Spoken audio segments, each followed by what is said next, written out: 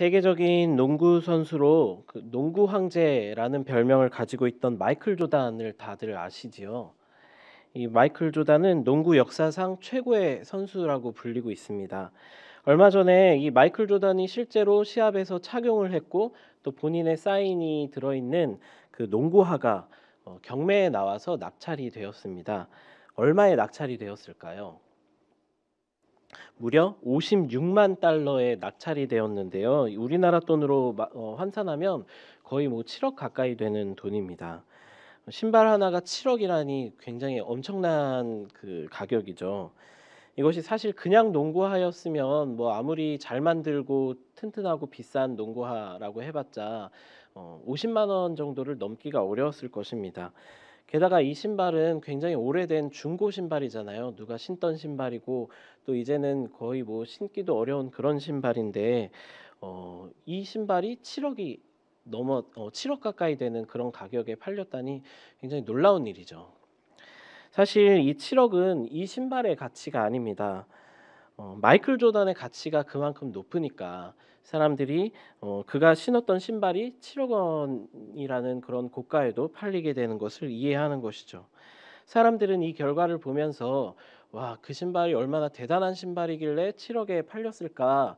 얼마나 좋은 신발일까? 이렇게 생각하지 않고 아, 마이클 조던이 참 대단한 선수구나라고 느끼게 될 것입니다. 그 신발은 신발 이상의 가치가 있습니다. 사람들은 그 신발을 그냥 신발로 보는 것이 아니라 마이클 조단의 엄청난 플레이, 또 마이클 조단에 대한 그 위대한 선수에 대한 어떤 존경심 이런 것을 가지고 그 신발을 바라보고 그 신발을 보면서 떠올리게 될 것입니다. 하지만 만약에 뭐 그럴 일은 없겠지만 이 마이클 조단이 사람들의 기억에서 잊혀져 버려서 더 이상 뭐 사람들이 마이클 조단에 관심이 없다거나 아니면 이 신발이 사실은 마이클 조던의 진짜 신발이 아니라 가짜였다. 마이클 조던과는 아무런 상관이 없는 신발이었다라는 것이 밝혀지게 된다면 이 신발은 어떻게 될까요? 이 신발은 그냥 헐값으로 가치가 떨어지게 될 것입니다. 아마 줘도 안 신는 그런 신발이 될지도 모릅니다. 저는 이것을 보면서 이것이 교회의 가치구나라는 생각을 했습니다. 교회의 값어치를 따진다면 교회는 얼마나 값어치 있는 가치 있는 공동체일까요? 지난번 설교 때도 말씀을 드렸지만 요즘 세상에서 교회는 헐값이죠. 떨어질 대로 떨어져 있습니다. 교회가 꼭 필요하다고 말하는 사람들보다 오히려 교회가 없었으면 좋겠다 이렇게 이야기를 하는 사람들이 점점 많아지고 있는 그런 상황을 아마 주변에서 더 잘 아시리라 생각됩니다. 그러면 교회 밖에 있는 사람들 말고 교회 안에 있는 그 기독교인들에게는 이 교회의 가치는 어떨까요? 기독교인들에게조차도 이 코로나19 상황이 점점 길어지고 또 교회에 나오지 못하고 모이지 못하는 이런 상황들이 길어지면서 나의 삶에서 나의 인생에서 교회가 얼마나 중요한 곳인지 얼마나 나에게 필요한 곳인지에 대한 그 느낌이 점점 없어진다는 이야기들을 많이 하고 있습니다. 사실 교회의 가치를 아까 그 농구화에 비유하자면 어쩌면 교회의 가치는 이 신발로만 따졌을 때는 그냥 아까 그 농구화처럼 오래된 중고 신발 정도로 느껴질지도 모릅니다. 예전에야 워낙 제대로 된 신발 한 짝 구하기가 어렵던 시절에는 교회가 신발로서도 꽤나 가치가 있었죠. 그러니까 우리가 모여서 함께 이렇게 새로운 문화들을 경험하고 또 여러 가지 혜택을 주고 우리가 예수 믿는 딴재미라고 표현을 하는 그런 각종 재미있는 또 좋은 일을 하는 그런 모임 자체가 얼마 없었을 때는 그 모임으로서도 굉장히 좋은 가치가 있었습니다. 하지만 요즘은 뭐 좋은 운동화가 워낙 싸고 튼튼하게 잘 나오는 시대니까 굳이 오래된 중고 신발이 귀하게 보이지 않는 그런 시대에 우리가 살고 있죠. 하지만 조던의 그 운동화가 단순히 그 농구화 이상의 가치를 가졌듯이 교회의 가치는 그저 그 좋은 모임, 좋은 프로그램, 좋은 시스템 이런 좋은 모임으로서의 가치가 아닙니다. 교회의 가치는 바로 교회가 품고 있는 교회가 담아내고 있는 그 하나님 나라에 있습니다. 사람들이 조던의 운동화를 보면서 조던의 위대함을 떠올리듯 사람들이 교회를 보면서 하나님 나라를 떠올릴 수 있다면 또 하나님 나라를 기억하고 하나님 나라를 기대할 수 있다면 교회는 그것으로서 가치가 있는 것이죠. 교회는 하나님 나라의 표지이고 하나님 나라의 샘플이고 또 하나님 나라의 모델하우스 같은 그런 곳입니다. 교회가 가치 있는 이유는 교회를 통하여 하나님 나라를 보여줄 수 있기 때문에 그렇습니다. 사람들이 하나님 나라를 기대하고 하나님 나라를 궁금해하고 또 하나님 나라를 소망하고 꿈꾸고 그럴수록 교회는 이 세상에 반드시 꼭 필요한 공동체가 됩니다. 아직은 우리에게 이루어지지 않은 하나님 나라지만 이미 이 땅 가운데 이루어 주신 그 하나님 나라를 우리는 교회를 통해서 바라볼 수 있기 때문입니다. 그렇다면 이제 교회에게 정말 중요하고 필요한 것은 좋은 모임, 좋은 프로그램, 좋은 건물, 좋은 시스템을 갖추는 것이 아니라 정말 이 교회가 하나님 나라를 보여줄 수 있느냐, 하나님 나라를 담아내고 있느냐, 바로 그것이죠. 우리가 지난 시간에도 말씀드렸지만 그것이 바로 높은 뜻 교회가 추구하는 것입니다.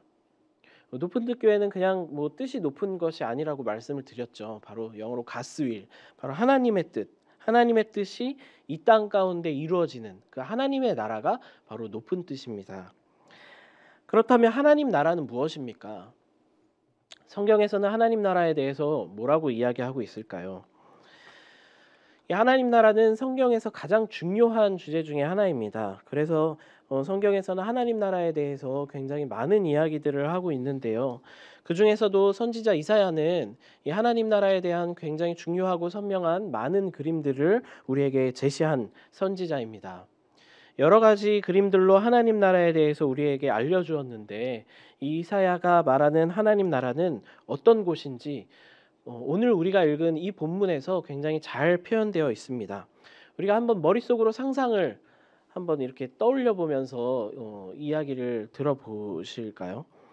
산과 언덕은 낮아지고 또 이 골짜기들이 메워지고 고르지 않은 곳이 평탄해지는 그런 장면을 한번 떠올려 보겠습니다.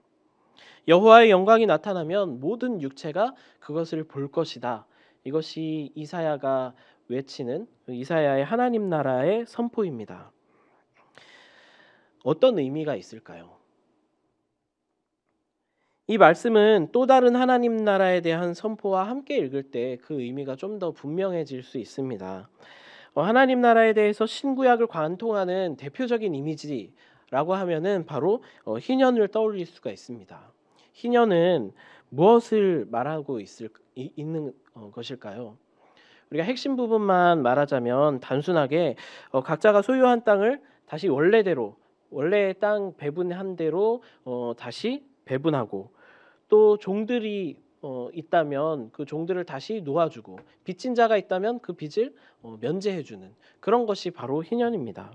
오늘날의 표현대로라면 빈부와 지위의 격차를 다시 없애는 것 그것이 바로 희년이고 그것이 바로 하나님 나라에 대한 상징적인 장면입니다.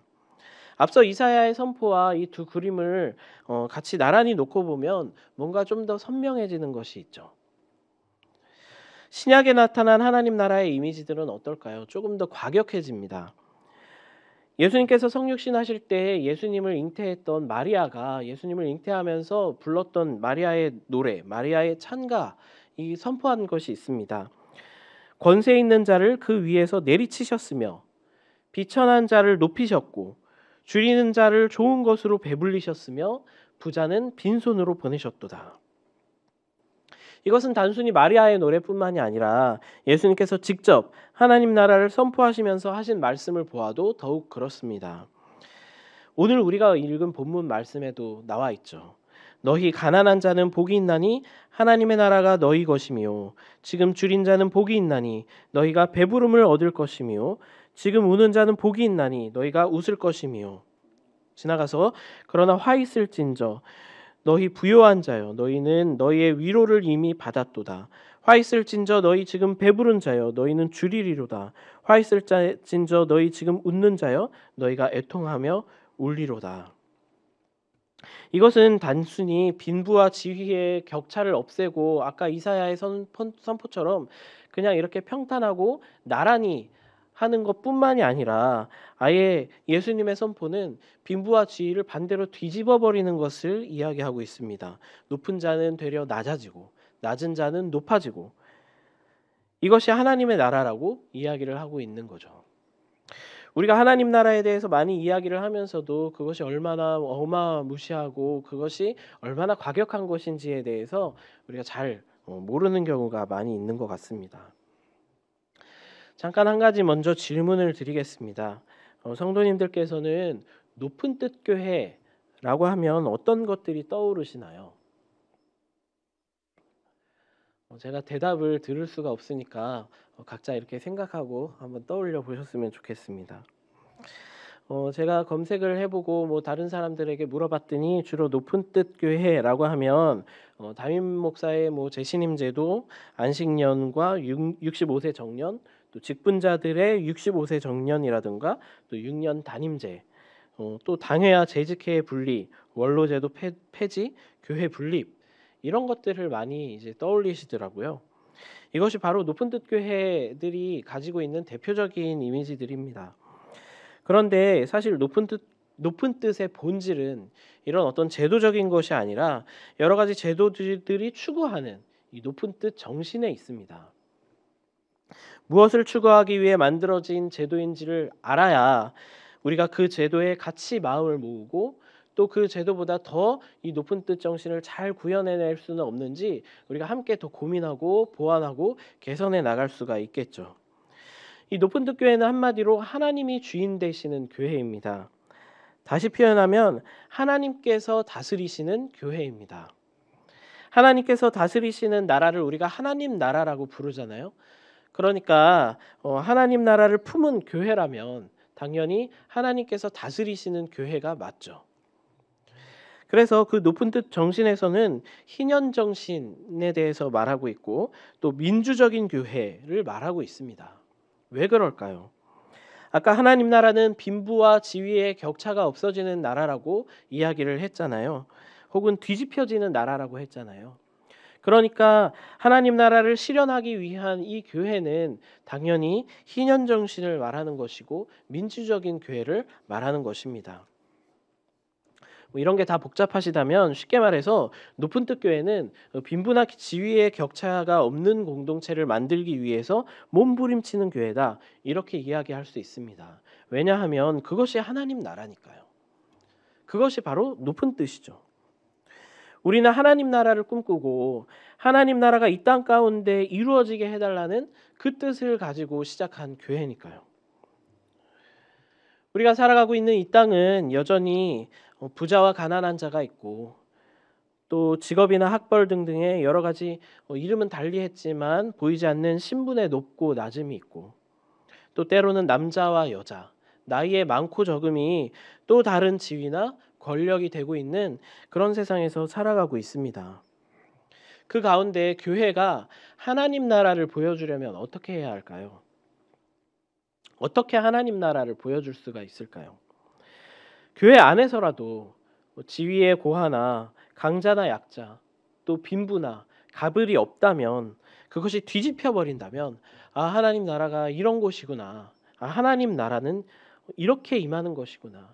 이것이 바로 하나님 나라가 이야기하는 공동체구나.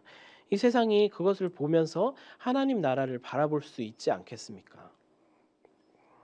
제가 어렸을 적에 다니던 그 교회의 담임 목사님께서는 교회는 목욕탕과 같은 곳이다 이렇게 곧잘 말씀하시곤 했습니다. 그 이유는 두 가지인데요. 첫째로는 이 더러운 사람들이 들어와서 깨끗이 씻음을 받는 곳이다. 그렇게 말씀을 하셨고요. 둘째는 또 아무리 좋고 비싼 옷을 입던 또 높은 신분의 옷을 입었던 혹은 싸고 천한 옷을 입었던 이 목욕탕에 들어올 때는 이곳에 들어올 때는 입었던 옷을 다 벗고 다 똑같이 알몸으로 들어와야 한다. 이렇게 말씀을 하셨어요.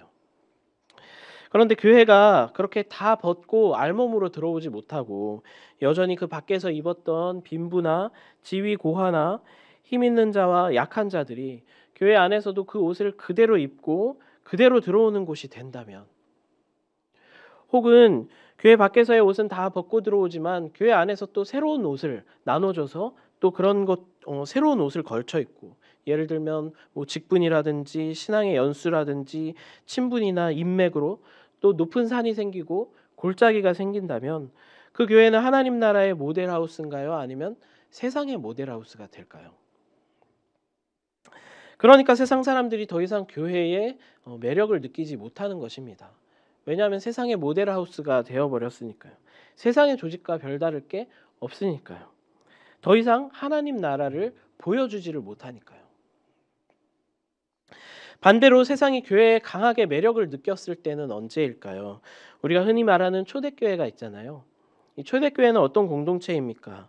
이 초대교회를 보면 뭐 지금의 교회보다 딱히 뭐 크게 뭐 나은 조직이나 어떤 시스템을 갖춘 것이 없어요. 오히려 지금의 교회보다 어떤 조직이나 시스템이나 프로그램이나 사람들의 경험은 아주 일천한 것이 초대교회의 모습이었습니다. 그런데 왜 사람들이 그 공동체에 그렇게 매력을 느꼈을까? 그렇게 앞선 문화, 화려한 문화를 가졌던 사람이 교회의 그런 어떤 초라한 모습에 왜 그렇게 매력을 느꼈을까? 이것들을 보면 이 초대교회의 공동체는 빈부와 지위가 허물어지는 공동체였기 때문입니다. 부자와 가난한 자가 서로 필요에 따라서 그 소유를 같이 나누어 쓰고 주인과 노예, 그 당시에 남자와 여자 또 신분이었지만 그들이 함께 한 상에서 떡과 잔을 나누고 또 어린아이가 그 당시에는 단지 어른의 어떤 소유물처럼 여겨졌던 하나의 인격체로 존중받지 못했던 시대였지만 교회 안에서는 그 어린아이조차도 한 명의 인격체로 존중받고 그들의 이야기와 그들의 의견이 반영이 되는 그런 공동체. 이런 공동체의 모습이 그 당시에는 어디에도 찾아볼 수가 없었던 충격적인 모습이었습니다. 그러니까 사람들이 이 공동체의 모습에 놀라고 이 공동체의 모습에 충격을 받고 이 공동체의 매력을 느꼈던 것이죠. 이것은 꼭 그 로마의 그 기독교 초기 공동체의 모습뿐만이 아니라 우리나라의 기독교가 처음에 정착할 때의 모습도 마찬가지였습니다. 그렇게 교회는 하나님 나라를 닮아가야 합니다. 하나님 나라를 품어내야 합니다. 하나님 나라를 보여줄 수 있어야 합니다. 하나님 나라가 이 땅 가운데 이루어지기 위해서는 먼저 교회가 그 모습을 보여줄 수 있어야 하죠. 그래서 우리가 희년 정신을 이야기하고 민주적인 교회를 이야기하는 것입니다. 그러기 위해서는 우리는 교회 안에서 누구도 높은 산이 되거나 골짜기가 되지 못하는데 힘써야 합니다. 그렇기 때문에 우리가 아까 이야기한 여러 가지 그 제도적 장치들, 담임 목사나 직분자들에 대한 여러 가지 제도적 장치들이 있는 것이죠. 하지만 그 장치들만 가지고 우리가 무엇을 이룰 수 있다고 생각하면 곤란합니다. 우리는 그런 장치들이 어떤 고민에서부터 출발한 장치들이고 또 어떤 고민들을 우리가 계속해서 해야 하는지 그것을 알고 있어야 합니다. 이를테면 이런 고민들이죠. 어떤 공동체가 운영을 하기 위해서는 또 일을 하기 위해서는 어떤 직책이나 역할이 반드시 필요하죠. 그것이 없을 수는 없습니다. 하지만 그런 어떤 직책이나 역할이 직분이 단순히 일을 하기 위한 그대로 어떤 그 직책이나 역할이 되어야지 그것이 그 사람의 어떤 정체성이 되어서 그것이 어떤 지위나 신분이 되어서 그대로 굳어지게 되면 안 된다. 그것은 높은 산과 골짜기가 생겨나는 것이니까요. 이것이 높은 뜻 교회가 하는 고민들이죠. 그러기 위해서는 어떤 제도적 장치들이 필요할 것인가.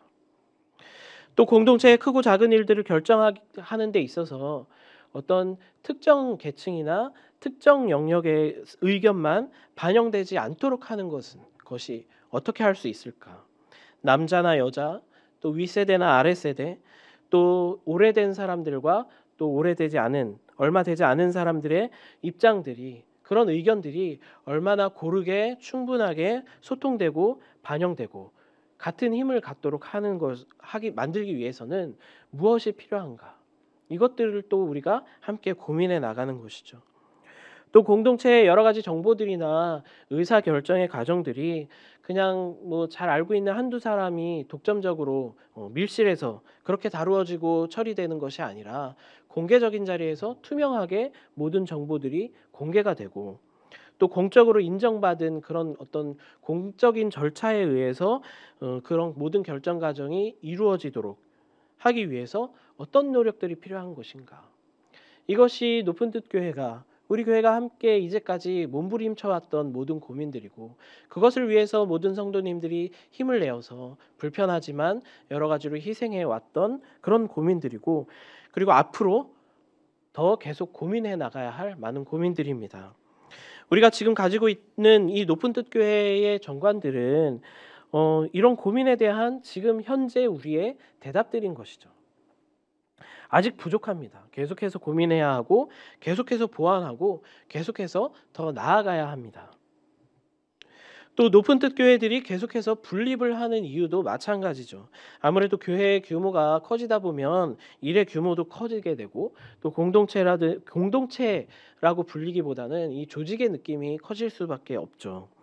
어떤 조직과 시스템, 상하 구조, 이런 것들이 필연적으로 자꾸만 생겨나고 굳어질 수밖에 없게 됩니다. 그래서 교회가 조직이 아니라 이 공동체성을 유지하려면 어느 정도의 규모가 적당할 것인가. 너무 큰 규모 이상은 힘들겠다. 이런 고민들 때문에 계속해서 이 다운사이징, 이 교회를 계속해서 나누고 분립하는 것이죠. 이 모든 것은 우리의 교회 안에 하나님 나라를 품어나가기 위해서, 하나님의 뜻을 품어나가기 위해서 하는 몸부림들입니다.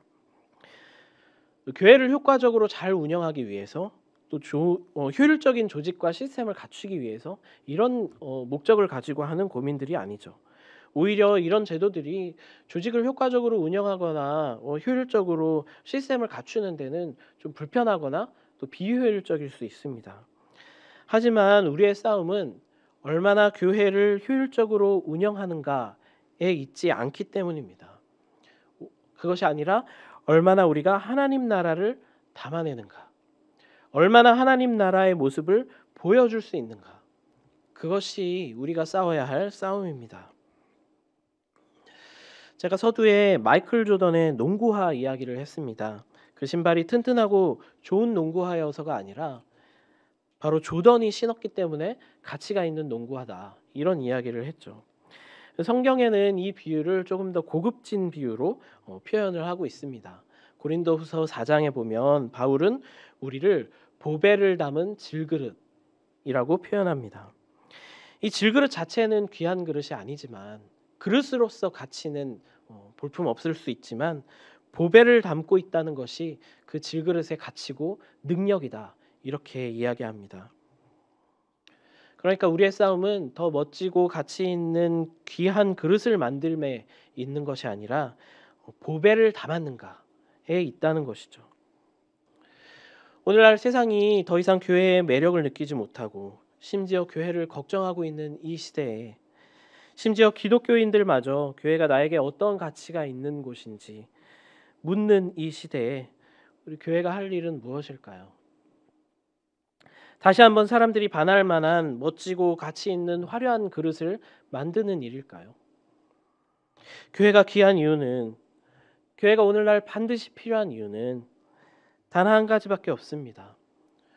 교회가 다른 그릇들과는 찾아볼 수 없는 정말 멋지고 가치 있는 그릇이기 때문에 그런 것이 아니라 보배를 품은 질그릇이기 때문에, 이 교회가 하나님 나라를 품는다면, 이 교회가 하나님 나라를 보여줄 수 있다면, 교회는 여전히 그 어떤 것보다도 가치 있는 공동체입니다. 오늘날 우리 교회가 여전히 이 땅에 하나님 나라를 보여줄 수 있는, 그렇게 하나님 나라를 담고 있는 그런 공동체이기를 간절히 바랍니다. 같이 기도하겠습니다. 사랑의 하나님 아버지, 하나님, 우리 교회가, 우리 높은 뜻 섬기는 교회가, 또 우리가 함께하고 있는 이 모든 높은 뜻 교회가, 또 우리 한국 교회가 이 하나님 나라를 담아내고 보여줄 수 있는 그런 교회가 되길 원합니다. 그러기 위해서는 이 세상에서 가지고 있는 높은 산들과 또 이 골짜기들이 이 교회에 와서는 산들이 낮아지고 골짜기가 메워지는, 이런 하나님 나라의 역사들이 이루어지는 그런 공동체가 될 수 있도록 우리 모두가 함께 고민하고 기도하고 몸부림치는 그런 교회가 될 수 있도록 주님, 우리를 인도하여 주시옵소서. 감사드리며 예수님의 이름으로 기도합니다.